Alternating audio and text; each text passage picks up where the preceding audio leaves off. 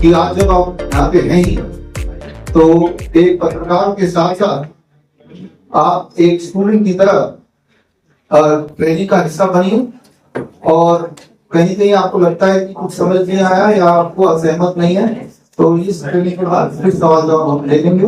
और क्योंकि आज मैं आपको ये बताने वाला हूँ कि अपना घर को हम कॉम्पिटेंट कैसे बनाएं। इस वक्त जो ऑनलाइन अलग अलग चैनल्स में, फेसबुक, यूट्यूब में जुड़े हुए लोग, उन सबका भी स्वागत कर रहा हूँ। और मैं मान के चल रहा हूँ कि आपने ये जो चार्ट है, self monitoring and rapid treatment chart, इस चार्ट को आपने डाउनलोड कर लिया होगा।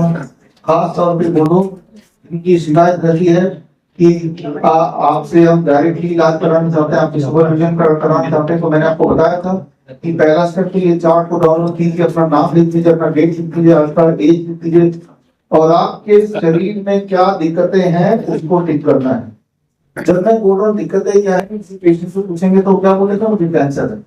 मैंने जब पूछा कि आपकी दिक्कत क्या है, वो बोलेगा कैंसर है।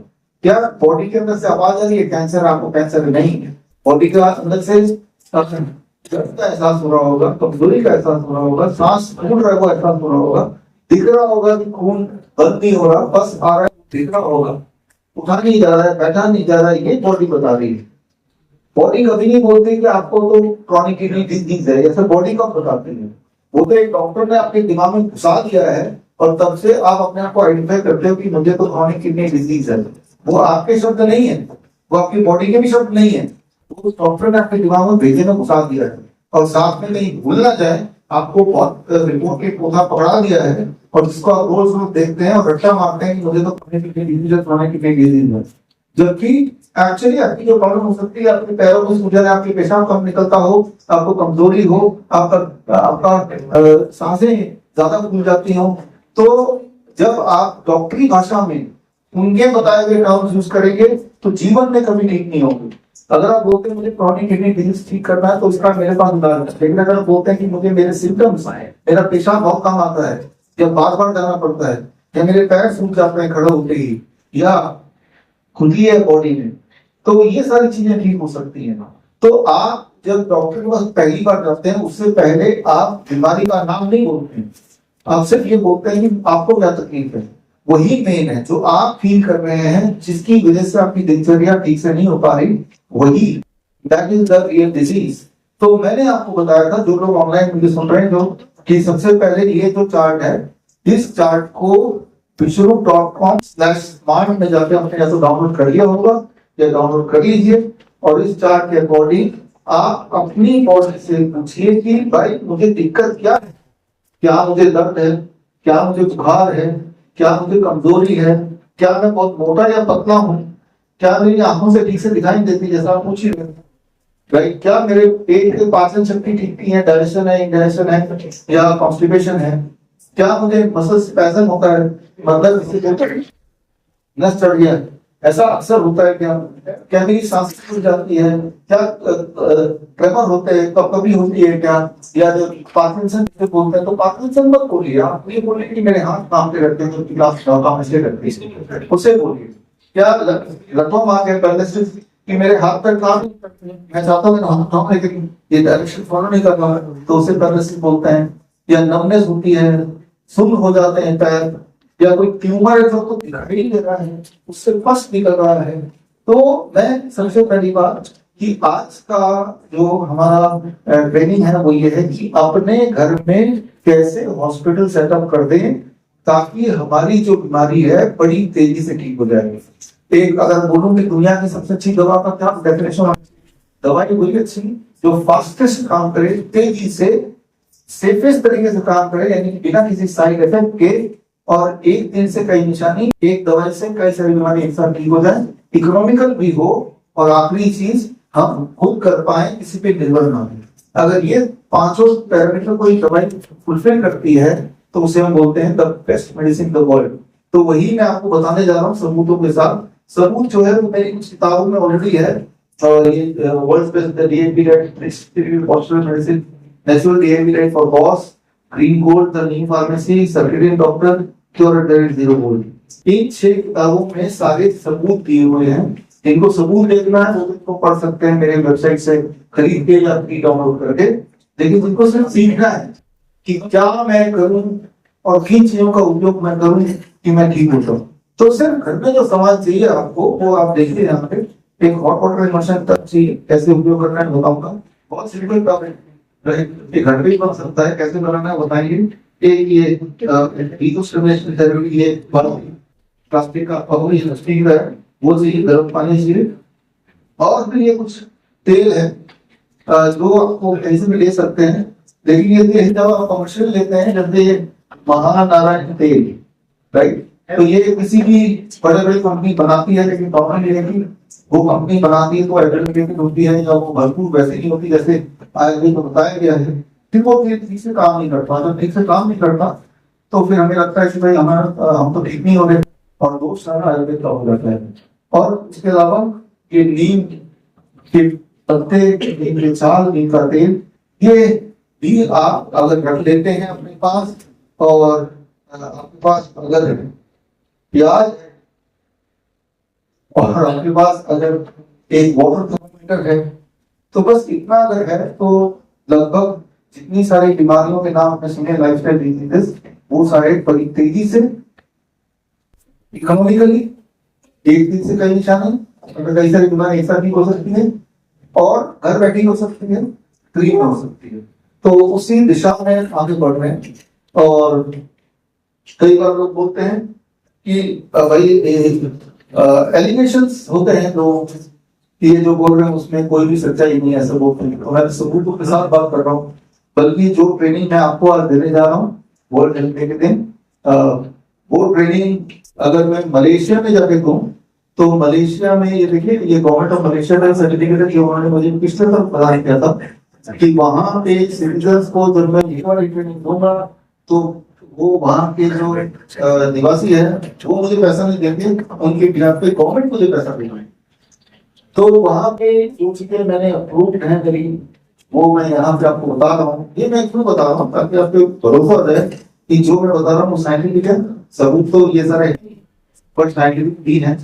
तो और ये सारा सीखना के लिए क्यों जरूरी है, क्यों सीखे ना, क्यों ना हम हॉस्पिटल चले जाएं, वहां तो डॉक्टर बैठे ही इलाज करने के लिए, यहाँ क्यों सीखे हम, आपसे क्यों सीखेंगे? वो इसलिए सीखे क्योंकि याद कीजिए 7 मार्च की बात है, आज से ठीक 1 महीने पहले, आज 7 अप्रैल है, 7 मार्च को एमपीजी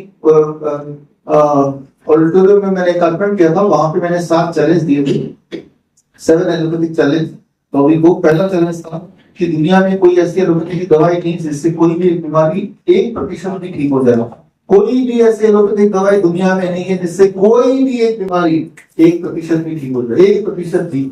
अब जब पीलिया की बात कर रहे थे थोड़ी देर पहले, ये भी बता रहे थे कि मैंने पीलिया की दवाई दी, बच्चा ठीक हो गया या ठीक होने लगा या हमें ऐसा लगा, लेकिन सच्चाई ये है कि एलोपैथी में कोई ऐसी दवाई है ही नहीं जिससे कोई भी बीमारी 1% भी ठीक हो जाए। अगर तुम्हें ये बता देगा दवाई का नाम कि ये दवाई से 1% ये बीमारी ठीक हो जाती, तो मैं 10 लाख रुपए दे दूंगा। ये चैलेंज था, तब से लेकर अभी तक 1 महीना हो भी गया है और ये चैलेंज अभी भी ऑन है। तो आप सबके माध्यम से, आपकी कैमरेज के माध्यम से और लाइव के माध्यम से मैं लाखों करोड़ों लोगों तक तो पहुंच ही रहा हूँ। मैं फिर से बोल रहा हूँ कि एक दवाई का नाम बताओ जिससे एक बीमारी एलोपैथी की दवाई 1% भी ठीक हो जाए।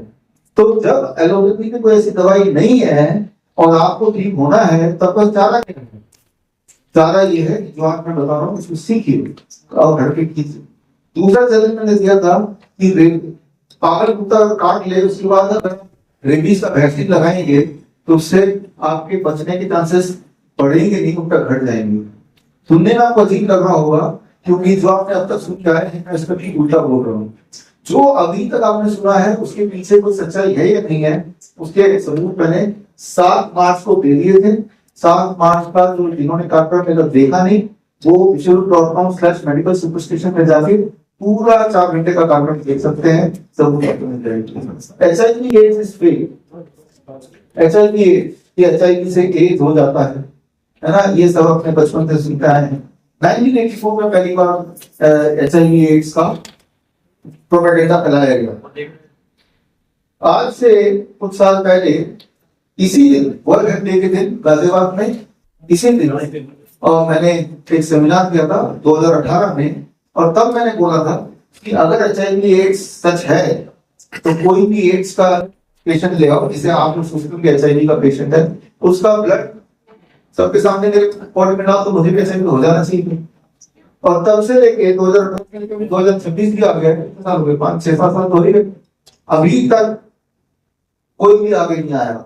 मैं आज फिर बोल रहा हूँ कि भाई अगर किसी को सुन रहे ऑनलाइन लाइव लोग सुन रहे हैं, आपके फेवरेट माध्यम से भी लोगों तक मैं पहुंच रहा हूँ कि HIV एड्स अगर सच है तो मैं चैलेंज देने को तैयार हूँ, अपने आप वॉलंटियर करने को तैयार हूँ। HIV एड्स का कोई पेशेंट ले आओ, उसकी बॉडी निकालो, बॉडी निकाल दो, फिर मुझे क्या कर रहे 1 महीने बाद, 2 महीने बाद, 10 महीने बाद मुझे भी HIV एड्स हो जाना चाहिए।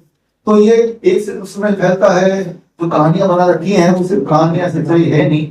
और इसका मैंने किताब भी रिलीज किया था तब, वो किताब HIV AIDS the greatest lie of 21st century, ये किताब है, इसमें सारे सबूत दिए हुए, मैं सबूत के साथ बात करूंगा, ठीक है। और ये किताब मेरे वेबसाइट से फ्री डाउनलोड कर सकते हैं इंग्लिश में, या फिर ऑनलाइन, तो कई सारे वेबसाइट में ऑनलाइन मिल ही सकता है। चौथा सवाल जो चैलेंज था, there is no evidence to prove that childhood vaccination provide any benefit. However, it has been proven that it cause neurodevelopmental disorder. जो बचपन में बच्चों को लगाई जाने वाली वैक्सीन है, मेरे जमाने में तब 3-4 वैक्सीन लगती थी, हमारी बॉडी कैसे ना कैसे झेली थी। अब 30-40 वैक्सीन लगती है, नतीजा क्या है? आप देखिए अपने आसपास हर 10वें बच्चे को अटेंशन डेफिसिट हाइपरएक्टिविटी डिसऑर्डर है, हर 100 में से एक बच्चे को ऑटिज्म है, हर 500 में से एक बच्चे को सेरेब्रल पाल्सी है, हर 1000 में से एक बच्चे को डायबिटीज टाइप 1 है। ये सारी बीमारियां आज से 20 साल पहले, 25 साल पहले थी ही नहीं, और तब 10 से कम वैक्सीन लगाई जाती। यही वाली वैक्सीन अमेरिका में 72 लगाई जाती है, और वहां हालत और बिगड़ गई। उन 72 में से इसी साल जनवरी महीने में 62 वैक्सीन को खत्म कर दिया गया। ये बोलते हुए कि इससे बीमारियां बढ़ती है, ना कि ठीक होती है। इसके सारे सबूत मैंने दे दिए हैं मेरी किताब में। किताब का नाम है ऑटिज्म से आजादी। जो बात बता रहा हूँ उसके सबूत भी साथ साथ मैं आपको देता जा रहा हूँ। इस किताब में जो मैंने बताया उसके सबूत दे दिए हैं कि छोटे बच्चों को कोई भी वैक्सीन हो, पोलियो का हो, BCG का हो, MMR हो, किसी भी तरह का कोई वैक्सीन मत लगाइए। अगर लगाएंगे तो कहीं ऐसा ना हो जैसे हमारे बहुत सारे पेशेंट, हजारों पेशेंट हैं, कुछ पेशेंट को मिलाऊंगा कि जिनको ऑटिज्म हो गया, ADHD हो गया, बचपन में ठीक थे, वैक्सीन पे वैक्सीन लगता है और एक एक करके उनकी जो प्रॉब्लम बढ़ती गई। पहले तो बोलना बंद हो गया, फिर सुनना बंद हो गया, फिर हाइपर एक्टिविटी शुरू हो गई। अब मिलेंगे आप थोड़ी देर बाद। 5वां चैलेंज मेरा था mammogram biopsy can help the potential to cause cancer. इनसे कैंसर डायग्नोस नहीं होता, इससे कैंसर पैदा होता है। मेरी इस बात को झूठ साबित करते हैं, दूसरा और देखूंगा। कोविड वैक्सीन से लाइफस्टाइल बीमारियां और सभी डेथ बढ़ गई। मेरी इस बात को झूठ साबित कर दे तो उसे भी मैं 10 लाख रुपए दे दूंगा। और इस बात को सच साबित करने के लिए मैंने किताब रिलीज की थी कुछ समय पहले, वैक्सीनेटेड टू डेथ। इसमें 3,500 रिसर्च पेपर हैं, जिससे यह साबित हुआ है कि कोविड की वैक्सीन लगाने के बाद सब डेथ बढ़ गई है, कैंसर बढ़ गया है, हार्ट डिजीज बढ़ गया है, हर तरह की बीमारियां बढ़ गई। और एक आखिरी बात, जो 7वां चैलेंज था, ऑटिज्म ADHD कोई जेनेटिक डिसऑर्डर नहीं है, जैसे कि डॉक्टर बोलते हैं कि जब पेरेंट चाहते हैं, मेरा बच्चा तो जब 1 साल का उम्र का था 2-4 शब्द बोल लेता था, 2 साल तक सेंटेंस बोल लेता था, अब तो बोल ही नहीं पाता है। डॉक्टर बजाय की सच्चाई बताने के कि जो हमने वैक्सीन लगाई है बच्चे में उसकी वजह से ये हो गया है, डॉक्टर क्या बोलते थे? जेनेटिक है, यानी कि आपके परदादा दादा उनकी वजह से बच्चे को हो गया। अगर तो ऐसा है तो परदादा भी ऑटिज्म का पेशेंट होता, उसके दादा भी ADHD के पेशेंट होते हैं, जबकि ये सारी बीमारियां पिछले 20 साल में आई हैं। तो और ऐसे आपके माध्यम से बताना चाहूंगा कि ऐसे बच्चे अगर वो पेरेंट्स सुन रहे हैं तो आपके बच्चे ठीक हो सकते हैं, ऑटिज्म से ठीक हो सकते हैं। कैसे ठीक होना है? उसके लिए क्योर ऑटिज्म नाउ प्रोटोकॉल, क्या है प्रोटोकॉल जिसे बोलते हैं। इस वक्त हमारे पास 6000 ऐसे बच्चे हैं और वो काफी हद तक ठीक हो चुके हैं, कुछ तो पूरे ठीक हो चुके हैं। उनमें से कुछ बच्चों से मिला हूँ और हमारे अभी 17 बैच हैं, 17 बैचेस हैं, उनमें से जो लोग ऐसे पेरेंट्स हैं जिनके बच्चे को ऑटिज्म ADHD है, वो विजुअल ऑटिज्म में जाके फॉर्म भरेंगे। फॉर्म भरने से पहले आपको ये किताब खरीदनी है, ये ऑनलाइन है, एप्पल बुक्स में है या अमेजन पे है या फ्लिपकार्ट पे है या मीशो पे है, हमारी वेबसाइट पे ही मिलता है ये, या फ्लिपकार्ट में है। ये किताब जब खरीदेंगे तो उसके पीछे एक पैकेट डायरी है, पैकेट डायरी को खोलेंगे तो उसके अंदर एक कूपन कोड है, वो कूपन कोड से ये फॉर्म भरेंगे और फॉर्म भरने के बाद हमारी टीम आपको संपर्क करेगी, ऑफिसर की टीम, और फिर जो इलाज है 1 महीने का ऑनलाइन है वो मुफ्त में है। और उसके बाद ये बच्चों में बहुत फर्क आता है, वो आज मैं आपको दिखाऊंगा। तो 17वें बैच 17th बैच का रिपोर्ट कार्ड मैं आपके सामने पेश कर रहा हूँ। 17वां बैच अभी जस्ट खत्म हुआ है। 17th बैच का जब 19 दिन हो गए तब देखा हमने कि कितने फर्क आया। 17th बैच में करीब 250 बच्चे थे। सारे बच्चे ऑनलाइन स्टडी में पार्टिसिपेट नहीं करते, करीब 107 बच्चों ने पार्टिसिपेट किया। 107 में से इंडिया के 101 थे, यूनाइटेड किंगडम का एक, कनाडा का एक, नेपाल का एक और यूएसए की टीम। ये सारे न्यूरो डेवलपमेंटल डिसऑर्डर से ग्रस्त बच्चे थे, सारों को ऑटिज्म या एडीएचडी था। और इन बच्चों ने जब स्कैन प्रोटोकॉल फॉलो किया, क्योर ऑटिज्म नाम प्रोटोकॉल क्या आपको बताने जा रहा हूँ, तो भारत में जो बच्चे थे, भारत में हर स्टेट के बच्चे लगभग ऐसे देखे गए, 11 इधर है, 5 इधर है, सबसे ज्यादा 12 उत्तर प्रदेश, वेस्ट बंगाल में, बिहार में और ज्यादा। तो इसमें हमेशा याद रखिए कि लड़कियां बहुत कम ऑटिज्म न्यूरो डेवलपमेंट डिसऑर्डर होता है और लड़कों में 30-40 ये बीमारियां होती है। ये बीमारी बेसिकली लड़कों में ज्यादा होती है और हमारे इसमें भी मेल 79% फीमेल 21% बच्चे। और अब आता है मुख्य पार्ट कि 55% बच्चों की उम्र 5 साल से 10 साल के बीच, जबकि 1% 20 साल से ज्यादा। 20 साल के बाद, आज से 20 साल पहले ये बीमारियां ना के बराबर थी और अब ये बीमारी ढेर सारी हो गई, जैसे वैक्सीन तब उतने नहीं लगते थे। इसीलिए 20 साल से या 25 साल या 30 साल वाला कोई आदमी ऑटिज्म का नहीं मिलेगा, जबकि तब ये बीमारियां होती नहीं थी, तब वैक्सीन कम लगते थे। और अब आता है कैन प्रोटोकॉल। कैन प्रोटोकॉल क्या है? कैन प्रोटोकॉल ये है, ऐसे बच्चे अगर सुन रहे हो कि पेरेंट्स, तो उन बच्चों को हम ये बोलते हैं कि आपको अपने बच्चों को बस ये करा देना, अगर ये करा दिया तो बच्चा ठीक हो जाएगा, यानी कि उसका ऑटिज्म मतलब मंद बुद्धि ठीक हो जाएगा, वो नॉर्मल स्कूल में जाने लगेगा, गाना गाने लगेगा, डांस करने लगेगा, सारा कुछ ठीक हो जाएगा। उसमें मेन थेरेपी है, आगे बताएंगे आपको। फिनिशिंग डिनर बिफोर 8 PM, 8 बजे बाद कुछ भी खाने को नहीं देना है, धूप में रोज बैठना है, रोज नारंगी के कुछ टुकड़े खिलाने हैं, डीआई की डाइट पे रहना है बच्चे को। डीआई की डाइट आगे आपको बताएंगे। प्रोबायोटिक ड्रिंक, एक तरह का ड्रिंक बनाना होता है, अमली जिसे बोलते हैं, मिलेट्स का, वो पिलाते हैं। Zero board therapy, very very simple, कि आपको बच्चे को सुबह सुबह धूप में, सुबह की धूप में नंगे पैर घास में मिट्टी में खेलने देना है 1 घंटा, इसे हम जीरो बोर्ड थेरेपी बोलते हैं। तो ये जो बच्चे 107 बच्चे जिनका मैं ऑब्जर्व स्टडी आपको दिखा रहा हूँ, इन बच्चों ने जो फॉलो किया 100% फॉलो नहीं किया सारा कुछ। सबसे ज्यादा नीम थेरेपी तो 84% बच्चों ने फॉलो किया। नीम को कहाँ मतलब हर 10 मिली में 1 ग्राम, अगर कोई 50 मिली का आपने तो 1 चम्मच 5 ग्राम, तो 84। और फिनिशिंग डिनर बिफोर 8 PM 78% ने फॉलो किया इस चीज को। सारे लोगों से फॉलो नहीं किया, सबसे कम तो 55%। ग्राउंडिंग लोग नहीं करा पाए अपने बच्चों को, काफी सारे। On average 71% he protocol follow कर पाए। 19 दिन जब ये प्रोटोकॉल आधा अधूरा फॉलो किया गया तो बच्चों में क्या फर्क आया वो आप देखिए। हमारे जो ये ग्रुप था 17 बैच में करीब 50% बच्चे ऐसे थे जिनको जो टू वॉकिंग करते थे। हमारे टू वॉकिंग क्या होता है, आप देखिए ऐसे बच्चों की सिम्टम होती है, वो ऐसे से करते हैं, ऐसे करते हैं, ठीक है ना। उनमें से 19 दिन में 66 बच्चों में इंप्रूवमेंट आ गया, ठीक हो गया 66%, यानी कि 100 में से 60 ठीक हो गए, बाकी कुछ अभी तक पूरी तरह से ठीक नहीं हुए। करीब ऑकवर्ड वॉकिंग अजीब तरह से करते हैं, आपको पता चल जाएगा कि एक एबनॉर्मल बच्चा है, वो करीब थे 72% बच्चे ऐसे थे, राइट, मतलब 70 को अधिकतर 41% इंप्रूवमेंट हो गया उनमें, मतलब आधा इंप्रूवमेंट हो गया। तो कुछ बच्चे पूरी तरह ठीक हो गए, कुछ बच्चे आधा पूरा ठीक हुए, तो एवरेज 49% इंप्रूवमेंट है।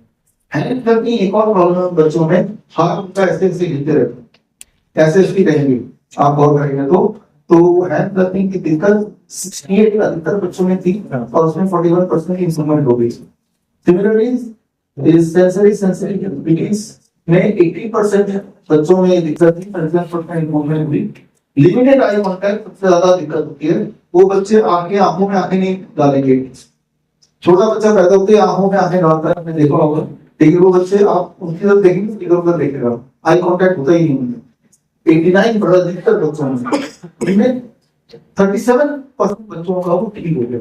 इस ग्रुप में लगभग 100 बच्चे, तो हम मान सकते हैं 37 बच्चे पूरी तरह ठीक हो गए, बाकी बच्चे इस वाले सिम्टम के ठीक नहीं हुए थे।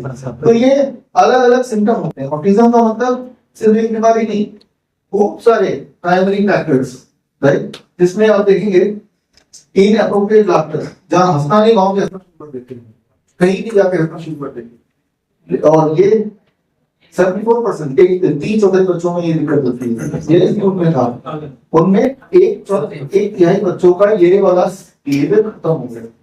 तो इस तरह से ये पूरा चार्ट बना है। ये पूरा चार्ट अगर आपको ठीक से देखना है, यहाँ तो लंबा दिखाएंगे, तो इस किताब में पूरा चार्ट प्रिंट करके दिया हुआ है 1000 बच्चों का ऑब्जर्वेशन स्टडी वाला।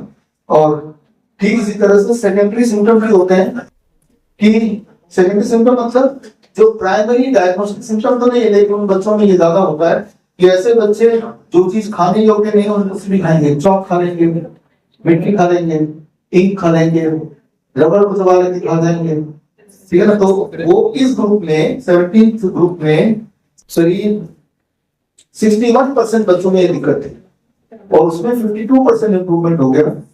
तो ये सेकेंडरी सिम्टम है, ठीक है ना। अगर नहीं खा गए तो खाने की कुछ मतलब उसका हाथ पैर अगर सब कोई सामान ही नहीं है यहाँ पे, तो ये बिहेवियर नहीं होगा। कुछ सामान है तो खाने की चांस है, वो खा ही जाएगा, जैसे सामान लगेगा। फिर टर्शियरी सिम्टम्स जो है, जैसे ऐसे बच्चों में अस्थमा होता है, हर तीसरे बच्चे को 74% बच्चों का अस्थमा ठीक हो गया। 74% सीधर पढ़ते हैं, इपिलेप्सी पढ़ते हैं, इपिलेप्सी में करीब 70% बच्चों में आराम मिल गया। इपिलेप्सी के दौरे जो पढ़ते हैं वो खत्म हो गए। कैसे हमने खत्म किए, वो आज की ट्रेन का हिस्सा है। डायरिया लूज मोशन 53% बच्चों में था, उसमें 68% को आराम मिल गया। कॉन्स्टिपेशन अधिकतर बच्चों को था, 80% 65% को आराम मिल गया। कॉन्स्टिपेशन कैसे हमने ठीक किया, आज की ट्रेन में है। एक्जिमा 43% बच्चों को था, उसमें 63% बच्चों को आराम मिल गया, यानी कि 100 में से 63% ठीक हो गया। ये कैसे हमने ठीक किया, आज हम बात करेंगे। माइग्रेन हेडेक 37% बच्चों में था, 63% इंप्रूवमेंट है, ये कैसे ठीक किया, आज हम बात करेंगे। तो अगर आपने ऑटिज्म और एडीएचडी ठीक कर दिया, तो लगभग सारी बीमारियां ठीक कर दी, क्योंकि उन बच्चों में हर तरह की बीमारियां हो सकती हैं। इथरियल ब्लड सिंड्रोम हो सकता है, रेकरेंट फीवर हो सकता है, एब्डोमिनल ब्लोटिंग हो सकता है, डेंटल प्रॉब्लम हो सकता है, स्लीप डिस्टर्बेंस हो सकता है। तो मतलब पूरी बीमारियां एक ही बीमारी के अंदर। तो अगर आप सिर्फ एक बीमारी का किसी बच्चे को ठीक करते हैं, इसका मतलब आप उसकी सारी बीमारियां, यानी कि आप सारी बीमारियों को ठीक करने के मास्टर बनते हैं। तो खैर, अब कंक्लूजन पे आते हैं। 17th बैच में 19 दिन जब कैन प्रोटोकॉल फॉलो किया, वो 100% नहीं 71% फॉलो किया, तो जो एवरेज इंप्रूवमेंट हुआ 44%। तो ये बड़ा फिगर है। जहां पर बोला जाता है जिंदगी में जो भी ठीक नहीं हो सकता, वहां 19 दिन का ये रिजल्ट आपके आंखों के सामने है। तो ऐसे ही उदाहरण के तौर पे आपको 2-3 पेशेंट में आपको दिखाता हूँ, यहीं पे हमारे साथ है, उनमें से एक पेशेंट की बात कर लेते हैं। देखिए ये सारे बच्चों को कैसे भागा जाता है। अब ये इंडस्ट्री बन गई है भारत में, ऐसे बच्चों को पेरेंट्स को भेजते हैं speech therapy, occupational therapy, behaviour therapy, psychological treatment और 4 लाख करोड़ का ट्रीटमेंट। लेकिन हमारे 10th प्रोटोकॉल फॉलो करने से पहले 87% बच्चे इस तरह की थेरेपी का दवाइयों पे थे, और करीब 82% इस तरह की थेरेपी थे। उनमें से 69% बच्चों ने वो सारी दवाइयां छोड़ दी, और करीब उनमें से 69% बच्चों ने सारे थेरेपी छोड़ दी। जितने तो पहले ही नहीं लेते थे, लेकिन जो लोग लेते थे उनमें भी, तो नाफी वो ठीक हो गए। उनकी जो लूप चल रही थी, हर महीने 25,000 का खर्चा से लेकर 50,000 का खर्चा दवाइयों के नाम पे, थेरेपी के नाम पे, वो भी लगभग हमारे साथ जुड़ने के बाद खत्म हो गए।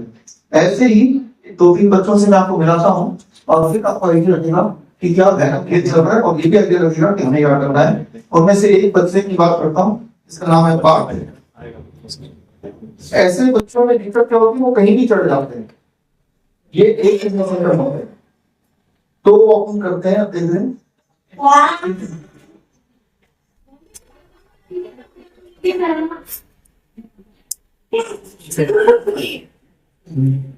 तो ये एक बच्चा है, ये जो मैं आपको बता रहा था ये उसका एग्जाम्पल है। ये वैशाली गाजियाबाद का बच्चा है, 7 साल की उम्र है और ये हमारे पिछले बैच में था। और जब ये आया तो बच्चा ऑनलाइन हाइपर एक्टिव था, स्पीच इसकी बोलने की क्षमता नहीं थी, आप देख ही रहे थे, पुअर अंडरस्टैंडिंग थी, दो कॉपी थी, अचानक बिना किसी वजह के हंसना, पुअर सोशलाइजेशन, क्लाइंबिंग बिहेवियर, ये बिहेवियर होता है। कहीं भी चढ़ जाएंगे तो खतरनाक भी होता है, कई बार चोट लग सकती है उसको।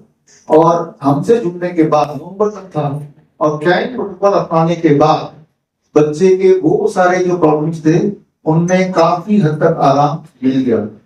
वो बच्चे और उस बच्चे ने, अच्छा बच्चा है वो, नींद therapy, dinner before 8 PM, probiotic drink, coconut को उतना फॉलो नहीं किया, देख ही रहे हैं, फिर कोकोनट को 90% फॉलो किया, सनलाइट को 100% फॉलो किया, DIP टाइप लगभग 90% टाइम तो किया ही, 0 वोल्ट थेरेपी भी 100% उसके ट्रेनिंग में फॉलो करा है। तो अब मैं पेरेंट्स को, पार्थ को इनवाइट करता हूँ, साथ में एक डॉक्टर नमिता MBBS MD, जिनकी देख रेख में, जिनकी मेंटरशिप में ये बच्चे की हुए, उनको मैं सिर्फ इनवाइट कर रहा हूँ, प्लीज। नमस्ते। नमस्ते नमस्ते टीचर, आप और आप ठीक है। तो पेरेंट्स आपने हैं, पार्थ को आपने देखा पीछे, अब पार्थ को पूछते हैं, अब क्या बताएंगे, क्या इम्प्रूवमेंट है आपने करेक्टिंग विद अस? देखिए बहुत सारे इम्प्रूवमेंट इनकी वजह से हुए हैं हमारे टाइम में। ये बच्चे नहीं चढ़ जाता था कहीं भी, या डबल डोर के ब्रिज पे भी ये चढ़ के कूदने की कोशिश किया करता था, बेड के पीछे तो ये सारा दिन रहता था। अब ऐसा कुछ भी नहीं है कि ये वहां पे कूद जाए या कुछ ऐसा रिएक्ट कर दे। हाँ, एक फोन का इसका जरूर मेरे को कॉन्सेप्ट लगता है कभी कभी कि ये फोन के एड्स बहुत पसंद है, उनको ये देखना चाहता है, तो उसके लिए हम इसको मोस्टली रोक नहीं पाते। धीरे धीरे वो हम कोशिश कर रहे हैं कि वो ये छोड़ दे, इसलिए वो छोड़ दिया है। टीवी ये नहीं देखता है, फोन में सिर्फ पर्टिकुलर 2 या 4 एड्स हैं जिनको ये बहुत पसंद करता है। कुछ गाने हैं या कुछ आरती है सुनता है, बाकी तो मैम ने बहुत साथ दिया है हमारा, हद से ज्यादा साथ दिया है। सुबह 4 बजे भी दिया है, रात को 12 बजे भी दिया है। बहुत सारा थैंक यू आपको, वो इतने अच्छे से उन्होंने काम किया। तो ये बात आपके आंखों के सामने, देखिए मॉम इतना खुश है कि उन्होंने इंस्टा पर एक चैनल बनाया है जहाँ पर वो रोज इसकी वीडियोस डालती हैं। पार्थ यहाँ तक आए, सबको मोटिवेट किया, पार्थ की एडवाइस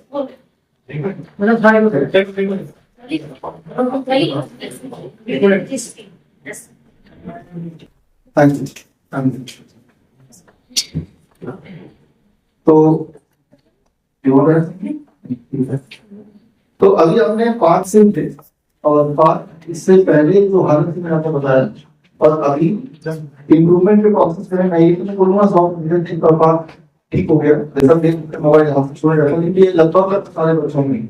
अब एक और केस स्टडी ले लेते हैं यहाँ पे, ये पार्थ का ही है, सारा ये सारा का है, सारा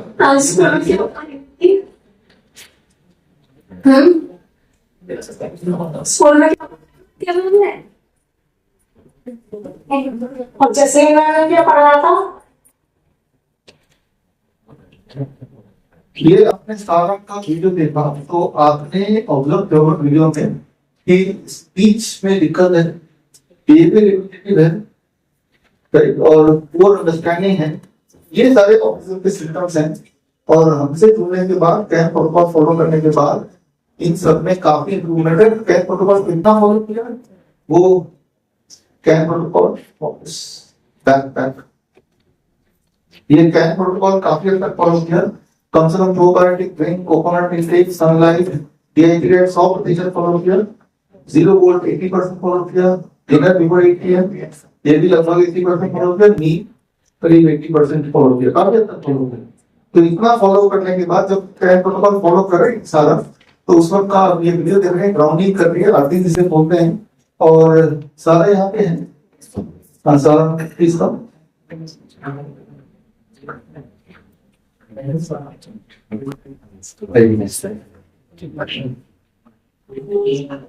सारा यहाँ पे आपके सामने है साक्षात, और सारा के मम्मी भी साथ में है, कुछ बोलना चाहेंगे? पहले क्या था सारा ने, और कैन प्रोटोकॉल फॉलो करने के बाद अब क्या बदलाव है? कैन प्रोटोकॉल पहले शुरू करने से पहले इसकी अंडरस्टैंडिंग अच्छी नहीं थी, और लोग सोशल भी नहीं मिल पाते थे, लोग से बात नहीं कर पाते थी, और राइटिंग भी मैं अच्छा नहीं हो रहा था। पढ़ने स्कूल में के हिसाब से राइटिंग अच्छी नहीं हो रही थी। जब से कैन प्रोटोकॉल शुरू किया है तब से स्पीच पे भी चेंज आया है। सेंटेंस भी बोलती थी, सेंटेंस पे आ गई है, जो फ्रेंड बनाना शुरू कर दिए स्कूल में, और राइटिंग बहुत अच्छी हो गई है। हाँ, अंडरस्टैंडिंग बहुत चेंज है सर, एक बात समझ जाती हो। अभी मुझे 2 महीने हुए हैं, पूरा सही से 2 महीने नहीं हुआ है सर, पूरा मतलब लेकिन जितना भी चला है अभी उसमें बहुत चेंज आया है उसके हिसाब से। मेजॉरिटी और अंडरस्टैंडिंग में बहुत स्टार्क डिफरेंस आएगा, उसी में लेकर हम लोग बहुत पॉजिटिव और बहुत हैप्पी है, क्योंकि हम लोग शायद पूरा फॉलो भी नहीं कर पा रहे, और उसके बाद भी हम लोग जितना चेंज देख रहे हैं उसको लेकर हम बहुत पॉजिटिव है, और कोशिश करेंगे बाकी हम जितना चीज रह जाता है उसका अगर वो सब फॉलो कर पाएंगे तो जरूर हम बहुत चेंज देख पाएंगे। इसका काफी यकीन है। 4 साल 4.5 साल पहले की तरह जितना चेंज हमें लगा उसके कंपैरेटिव अभी हमने जितना टाइम स्पेंड किया उसके हिसाब से काफी पॉजिटिव चेंज है, उसके लिए काफी हम खुश हैं और काफी ऊपर। सारा यहाँ पे है, और सारा के लिए यहाँ आने के लिए आप सबके सामने कमेंट करने के लिए अच्छा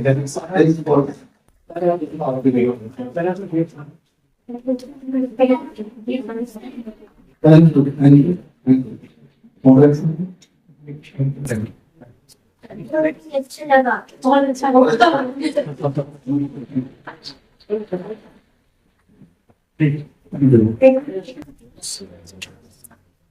हाँ, एक छोटे बच्चे से उम्मीद करते हैं कि वो कुछ कुछ बोलेगा, लेकिन पहले जो बोल ही नहीं पा रहे थे वो बोलने नहीं पड़ेगा। इस तरह से आप सोचिए कि पहले बोलना ही, फिर इसे खुद बोले, सेंटेंस बोले, लेकिन आप वो सेंटेंस बोल रहे थे। अपनी इम्प्रूवमेंट तो काफी सुझाई, लेकिन पहले काफी ज्यादा इम्प्रूवमेंट है। एक तीसरे हम पार्टिसिपेंट्स को देख लेते हैं, बच्चे को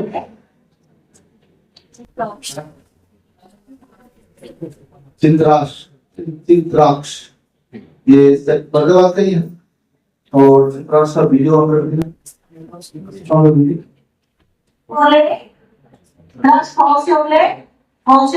ऐसे साइड किए, पहले ऐसे साइड किए, ऐसे साइड किए।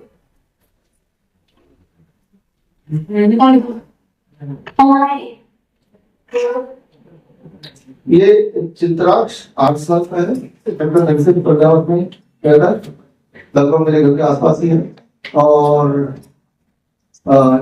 दिसंबर के जुड़ने से पहले poor understanding, speech delay, poor social interaction and clapping, poor eye contact, disturbs sleep. ये मुख्य बच्चे की प्रॉब्लम थी, और इन सारे प्रॉब्लम में काफी इम्प्रूवमेंट आएगी, काफी प्रॉब्लम आप मिलेंगे तो आप देखेंगे। और बच्चे ने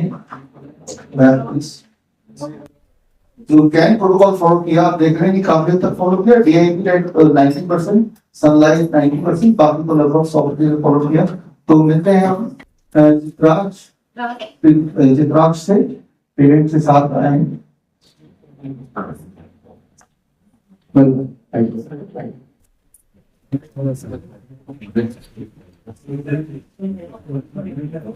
तो अभी आपने चित्राक्ष को वीडियो में देखा, अभी चित्राक्ष को देख ही रहे हैं। यहाँ चित्राक्ष दिख रहे हैं नींद थेरेपी करते हुए, वहाँ कहते हुए दिख रहे हैं। ये कैन प्रोटोकॉल फॉलो करने के दौरान के वीडियोस हैं, और ऐसे में थोड़ा सा पेरेंट्स को ही तो पहले की जर्नी और कैन प्रोटोकॉल से जुड़ने के बाद की जर्नी थोड़ा सा आप नहीं जाते हो।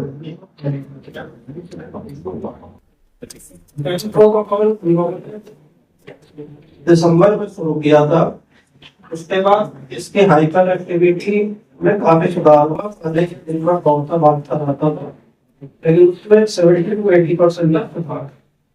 स्पीच में सिंपल वर्ड्स अब उसने बोलना शुरू किया है और कोशिश कर रहा है बोलने के लिए।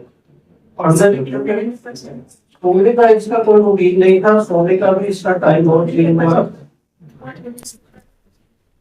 8-9 बजे रात को सोता है, सुबह 6 बजे उठता है। पहले था कि रात को 2 बजे 3 बजे सोता था, सोने का कोई इसका टाइम टेबल नहीं था।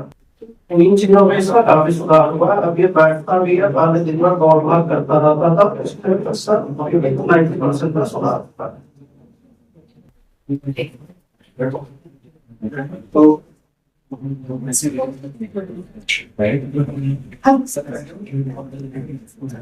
ये आप देख रहे हैं चित्राक्ष जो यहीं पे हमारे महिला धरती के पत्नी है और कैन प्रोटोकॉल फॉलो करने के बाद सोशल भी हुआ है। ऐसे बच्चों में दिक्कत होती है, वो अकेले में रहते हैं, बाकियों से कोई मतलब नहीं होता है। अब बाहर जाता है तो सब तरह बच्चे के साथ रहता है, रहता है, खेलता है, जैसे बाकी बच्चे बैठते हैं। इस वाले प्रॉब्लम में यही होता है कि वो अलग ज्यादा पसंद करता है, लोगों से भूखा मिलता नहीं था करे और उसका इम्प्रूवमेंट है। अच्छा, मामा आए थे तो 80%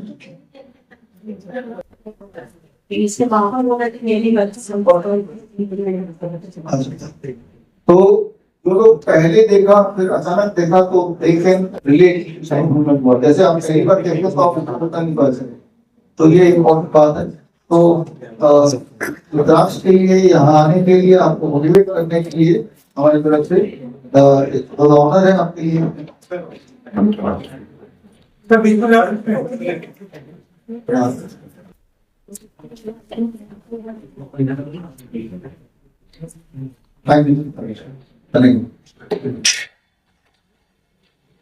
तो ये सारे छोटे छोटे उदाहरण मैंने आपको दिए थे बताने के लिए कि बड़ी से बड़ी दिखने वाली प्रॉब्लम्स के आसान से आसान सोल्यूशन घर में ही हो सकते हैं। ऐसे बच्चे जिनको बोल दिया गया था कि ये बोल नहीं पाएंगे, आगे की जिंदगी ऐसी चलती रहेगी, हाइपर एक्टिव रहेगा, आगे की जिंदगी ऐसी चलती रहेगी, जबकि ऐसा नहीं वो ठीक हो सकते हैं। तो हमारे साथ डॉक्टर नमिता है, इनके टेक रेट में ये बच्चे ठीक हो रहे हैं। काफी बच्चे ठीक हो चुके हैं, आपके अपने सामने देखा। तो इसमें इस ठीक होने की जर्नी को थोड़ा सा साइंटिफिकली आप एक्सप्लेन करेंगे। Over to doctor Namita.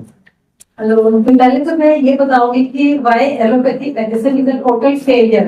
फिर उसके बाद हम करेंगे कि क्या प्रोटोकॉल में जिन बच्चों को बोल दिया गया था कि वो कभी नहीं बोल सकते, तो दूसरे तीसरे दिन मामा पापा क्यों बोलने लगते हैं।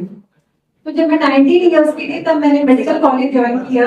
कोरोना में मैंने 50 टच किया और 30 इयर्स का मेरे को मेडिकल साइंस का एक्सपीरियंस है। उसके बाद मैंने डॉक्टर बीआरसी को ज्वाइन करा और तब से मैंने सभी बच्चों को बीआरसी प्रोटोकॉल से ठीक करना शुरू किया है। तो अगर मैं साइंस को कंपेयर करती हूँ तो एलोपैथी जो है वो 200 से 250 साल पुरानी साइंस है, तबकि जो इंडियन साइंस है वो 5000 इयर्स पुरानी है। एलोपैथी एक मरे हुए इंसान पर लिखी जाती है और उसी पे सिखाया जाता है, तबकि जो नेचुरल साइंसेज है ये जिंदा बॉडी पर सिखाई जाती है। एलोपैथी की जो बेसिक यूनिट है वो ब्रेथ है और वो बोलते हैं कि अगर ऑक्सीजन नहीं होगी तो आदमी मर जाएगा, इसीलिए वो लोग सिलेंडर लेके घूमते हैं या फिर वेंटिलेटर लेके घूमते हैं। और वेंटिलेटर अपने आप में इतना ट्रॉमेटिक है कि उसमें आपको सेडेट करना पड़ता है वेंटिलेटर लगाने के लिए, और लेकिन आदमी परमानेंट सेडेट हो जाता है, कभी वो वेंटिलेटर से वापस ही नहीं आ सकता। और अगर हम नेचुरोपैथिक साइंसेज की बात करते हैं तो इनकी जो बेसिक यूनिट है वो ऑक्सीजन के साथ साथ एनर्जी है, जिसको हम बोलते हैं प्राण, जिसको एलोपैथी में कभी भी नहीं सिखाया जाता। तो ये अगर हम देखें द्वापर युग में कृष्णा ने इस पर बात करी थी, और अगर हम कितना भी किताबें देखते हैं, स्वामी विवेकानंद है वो योगा पर बात करते हैं, स्वर योगा है, ये शिवाजी किताब है वो इस ब्रेथ पर बात करते हैं, प्राणायाम है, कुंडलिनी है, ये सारी जो किताबें हैं ये हमें प्राण के बारे में बताती है। प्राण भी हमारे नर्वस सिस्टम का खाना है। जब हम एलोपैथी में प्राण की बात ही नहीं करेंगे तो हम उसको कैसे ठीक कर सकते हैं। तो मैं आपको दिखाऊंगी इन प्राण से हम लोगों ने किस तरह से बच्चों को 2-3 दिन में ही बोलना शुरू करवा दिया। तो अगर हम बात करते हैं प्राण की, तो ऑक्सीजन के साथ साथ हमारे लंग्स में एयर जाती है जिसको हम प्राण वायु बोलते हैं। तो बहुत सारी चीजों में डिवाइड करते हैं, तो हम बेसिक लेते हैं तो ये अपान वायु, समान वायु, उदान वायु और व्यान वायु में डिवाइड होती है। Second slide. तो आप इसको देखते हैं तो हमारी बॉडी में आके अलग अलग डायरेक्शंस में जाती है।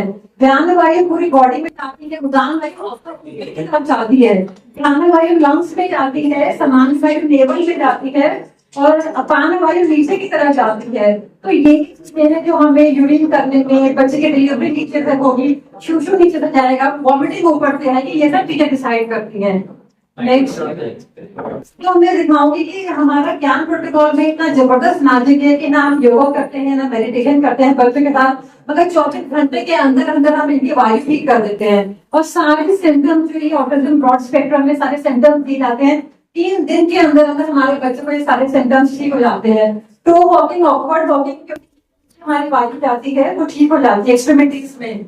और लिमिटेड आई कॉन्टैक्ट, क्योंकि हमारे हेड में जो वायु जाती है उसकी वजह से बच्चों का आई कॉन्टैक्ट नहीं होता और डिफिकल्ट फॉलोइंग इंस्ट्रक्शन, क्योंकि उनका बैलेंस हो जाता है ब्रेन। एप्रोप्रिएट डॉक्टर, क्योंकि इनकी ये मसल जो है, इनकी जो वायु है उनकी वाइब्रेशन गलत हो रही है, वो अनकंट्रोलेबल होती है। इसी तरह से पोर हैंड राइटिंग एकदम उनकी बच्चों की ठीक हो जाती है, ड्रॉइंग्स बनाती है, तभी वायु ठीक होती है, हैंड्स में जा रही है।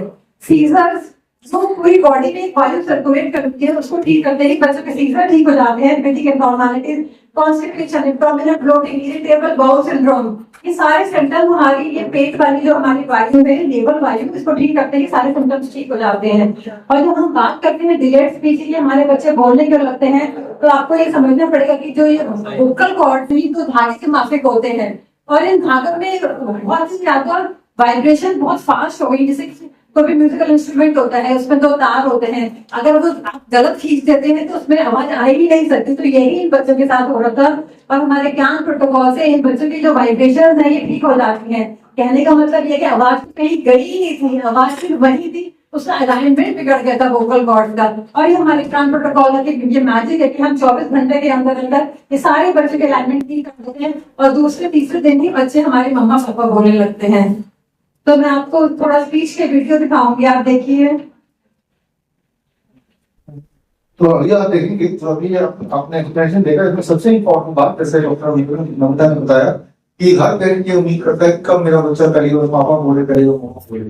लेकिन ऐसे काफी सारे अनफॉर्चुनेट पेरेंट्स उनकी जिंदगी में ये दिन आता ही नहीं, आता तो कई साल बाद आता है।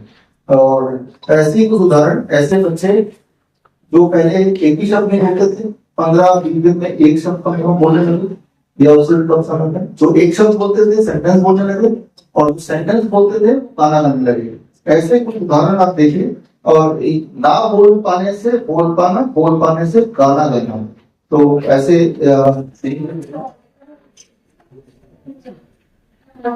पॉजिटिव। तो ये बच्चा है जो पहले बोल ही नहीं पाता था, लेकिन आप देखिए चाहे थोड़ा बहुत ही सही, लेकिन उसके मुंह से आवाज आने लगी after joining the camp protocol.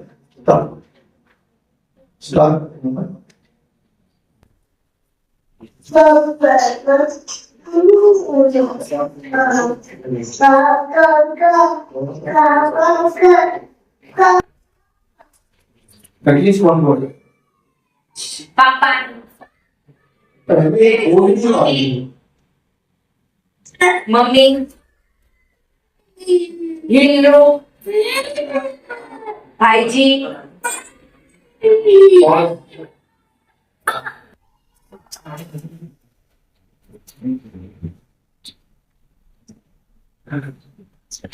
कभी रात को कर लो ना ऐसा।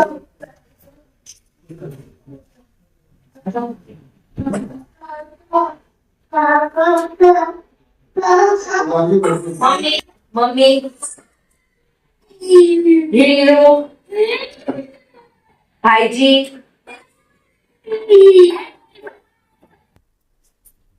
चलो ये बच्चा पहले एक पर बोल सकती थी और पूरा सेंटेंस बोल रही है। ये है पुलिस पास, ये साथ में ये पहले सिंगल वर्ड बोल पाते थे, तेलंगाना से 500 निकला मलबार।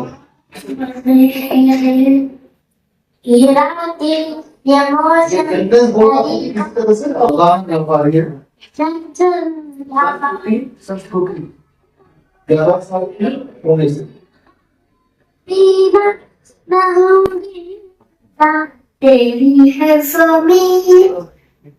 रश्मि है 7 साल का जयपुर राजस्थान से।